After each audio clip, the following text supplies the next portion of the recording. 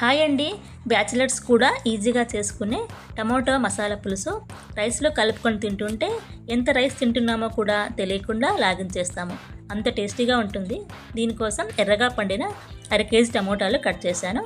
మసాలా కోసం మిక్సీ జార్లో 1 కప్ పుట్నాల పప్పు, 1/2 కప్పు ఎండు కొబ్బరి, 1 టేబుల్ స్పూన్ ధనియాలు, కొంచెం దాల్చిన చెక్క, మొగ్గ, కొద్దిగా అల్లము, అలాగే వెల్లుల్లి, కొత్తిమీర అన్నీ కలిపి మెత్తగా మిక్సీ పట్టాను.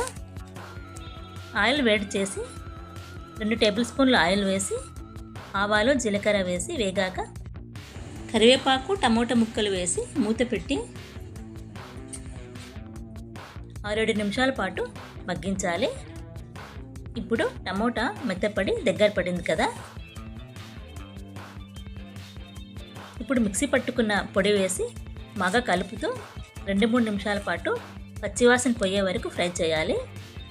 ఇలా ఫ్రై చేశాక మన కన్సిస్టెన్సీకి తగినట్టుగా వాటర్ వేసుకొని బాగా మ్యాష్ చేస్తూ గరిటెతో బాగా కలపాలి. మసాలా పొడిని గరిటెతో బాగా మెదుపుతూ కలపాలి.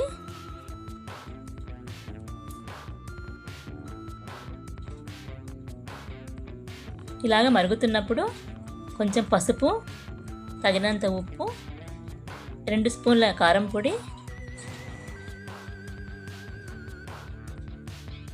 కొద్దిగా బెల్లం, కరివేపాకు, కొత్తిమీర వేసి మరో నిమిషం పాటు మరిగిస్తే సూపర్ టేస్టీతో టమాటా మసాలా పులుసు రెడీ అవుతుంది. నచ్చితే లైక్ చేయండి.